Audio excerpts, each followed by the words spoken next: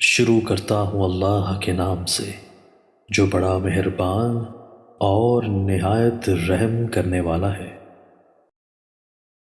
حضرت انس رضی اللہ تعالیٰ عنہ نبی صلی اللہ علیہ وآلہ وسلم سے روایت کرتے ہیں، آپ صلی اللہ علیہ وآلہ وسلم نے فرمایا، روز قیامت اللہ جہنم والوں میں سے سب سے ہلکے عذاب میں گرفتار شخص سے فرمائے گا، اگر زمین کی تمام چیزیں تیری ملکیت ہوں تو کیا تو انہیں اس عذاب کے بدلے میں بطور فدیہ دے دے گا؟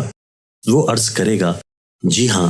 وہ فرمائے گا، میں نے تجھ سے جبکہ تو آدم کی پشت میں تھا اس سے بھی معمولی چیز کا مطالبہ کیا تھا کہ تو میرے ساتھ شریک نہ ٹھہرائے گا، لیکن تو نے انکار کیا اور میرے ساتھ شرک کیا۔ دوستو، اللہ تعالی ہمیں ان احادیث مبارکہ پر عمل کرنے اور اپنی زندگیوں کو سنوارنے کی توفیق عطا فرمائے۔